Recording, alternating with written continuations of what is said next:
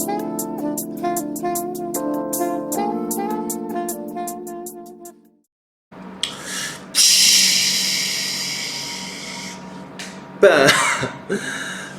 여러분 반갑습니다. 어반입니다. 오늘도 투자 얘기를 한번 해보려고 하거든요. 우선은 제 맨 처음에 영업 시작했을 때 증권 영업 초창기 얘기를 먼저 들려드릴게요. 제가 처음에 증권 영업을 시작을 했을 때는 뭔가 굉장히 강한 자신감이라는 게 있었던 것 같아요. 그래서 고객들을 만나면 당당하게 말했지, 3년만 맡겨보십시오 라고 얘기를 해서 뭔가 투자를 했을 때 아름다워진 그 사람의 미래에 대한 청사진을 내가 제시하는 그런 모습이 있었던 것 같아요. 근데 실제로 지금 와서 보면 내가 굉장히 많은 고객들을 만났지만 굉장히 많은 고객이 떠나간 것도 사실이거든요. 왜 굉장히 많은 고객들을 떠나갔겠어? 이 바닥은 뭐 결국엔 숫자로 승부를 하는 거예요. 그래서 참 재밌는 게 뭐라고 해야 될까? 똑같은 수익률이 나와도 어떤 누군가는 만족한 사람이 있는 반면에 어떤 사람은 또 만족하지 못한 경우도 있고, 그리고 또 몇 달 상관이고 동일한 포트폴리오인데도 수익률 차이가 엄청나게 많이 나는 경우도 있더라고. 나도 되게 신기했어, 그게.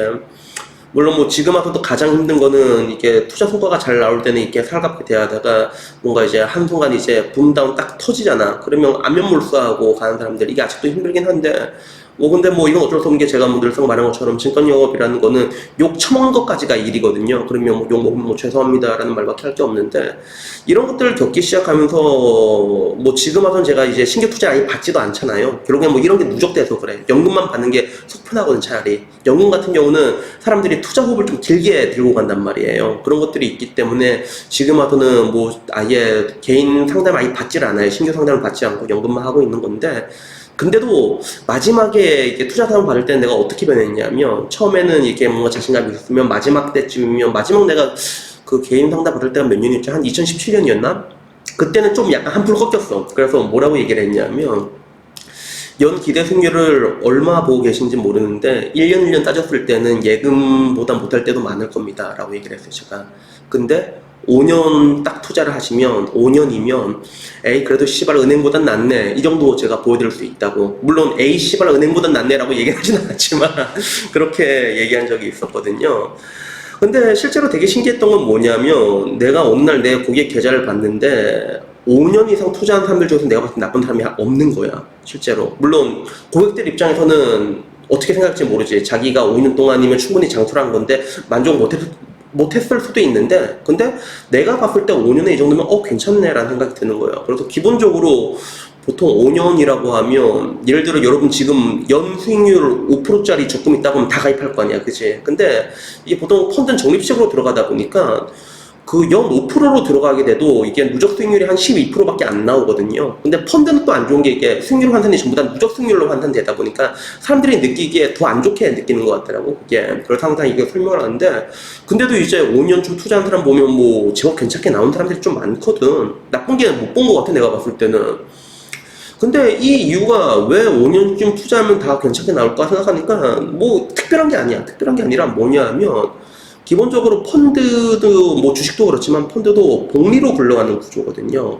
주식이라면 주식은 이제 배당이 나오잖아요, 그죠? 그걸 배당 나갔고 그걸 또 재투자에 들어가고, 이것들이 이제 반복이 되면서 스노우볼을 만들기 시작하는데, 근데 단기적으로 아까 말한 것처럼 3년 가지고는 어떻게 될지 몰라, 3년 돼서는. 근데 5년 좀 투자를 하다 보니까, 5년 좀 투자를 하게 되면 주가랑 게 굳이 우상향을 그리지 않더라도 진짜 일본처럼 장기간 진짜 우하향 그리면서 날아가지만 않으면 수익이 나. 횡보만 해도. 왜? 배당이랑 재투자가 있기 때문에 떼굴떼굴 한 게 5년쯤 되면 어느 정도 굴러가게 되거든요. 그래서 정상적으로 이제 진짜 병신같이 투자하지만 않으면 그 스노우볼이 5년쯤 되면 굴러가더라고. 그래서 이걸 보면서도 결국에는 일반 투자자들이 가장 무난하게 돈을 벌 수 있는 방법은 장기 투자구나 라는 것들, 가장 기본적인 법칙으로 회귀하게 되는 것들이에요. 나도 장기 투자 굉장히 좋아하진 않아, 이 말 자체를. 근데 결국에는 일반 투자자가 가장 확실하게 돈을 벌 수 있는 방법은 아까 말했던 장기 투자밖에 없거든요. 자, 그럼 내가 이 긴 얘기를 왜 했냐면, 지금부터 제가 하는 얘기는 그런 ETF와 펀드를 비교했을 때 왜 일반 투자자에게 펀드가 훨씬 좋냐면, 사실 뭐 이렇게 얘기하면 많은 사람들이 그러겠지. 야, 이 병신새끼야, ETF가 훨씬 좋아 라고 얘기를 하는 사람 되게 많을 거야. 물론 일반적으로 봤을 때 ETF가 훨씬 좋게 보이는 건 사실이야. 왜? ETF나 뭐 펀드나 개별 종목 리스크가 없는 건 사실인데, ETF 같은 경우는 유동성이 오질나게 빠르잖아. 그래도 실시간으로 이제 뭐 코덱스 200 같은 것도 200개 종목 다 사가지고 다 존나 조각내가지고 이거 유동성 관리자 LP한테 이제 공급을 하면서 실시간으로 거래가 가능하단 말이야. 엄청 빠르단 말이야. 근데 그게 기초자산이 주식뿐만 아니라 채권, 커머디티 다 만들 수가 있단 말이야.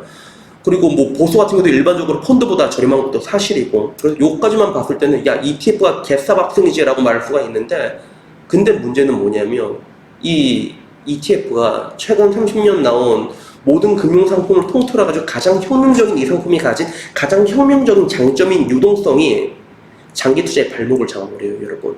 진짜로.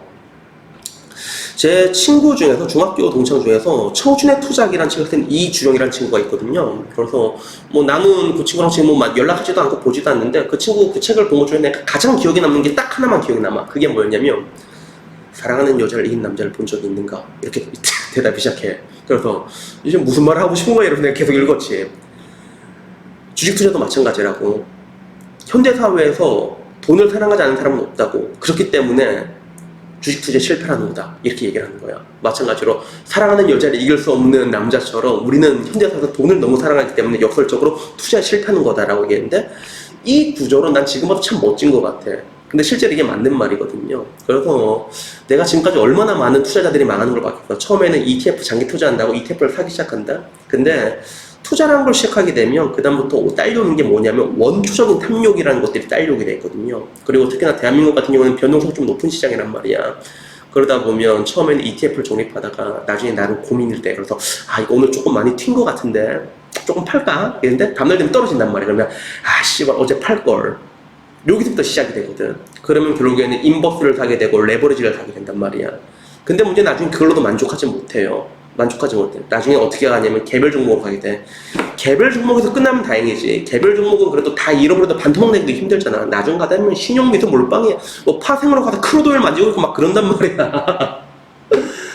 제가 말하는 게 결국에는 이런 원초적인 탐욕 때문에 한 번은 망하게 돼 있거든요. 그래서 제가 늘상 말하는 그런 외줄타기 투자하지 말라는 게 이런 이유 때문이란 것들이죠. 그리고 ETF를 건들게 되면 아까 말했던 이런 원초적인 탐욕에 건들게 되고, 이런 것들이 노출되게 되면 아까 제가 말했던 투자라는 것들의 호흡을 길게 늘어뜨려 가지고 이렇게 뭐 섹터 분산시켜 갖고 주식도 뭐 국내 주식뿐만 아니라 해외 채권부터 시작하고 해외 주식 다 해갖고 딱딱딱 하면 안정적으로 이제 쭉쭉쭉 넣다 보면 스노우볼이 굴러가기 시작해서 돈을 벌게 되는데, 이까지는 못 가는 거예요, 사람들이.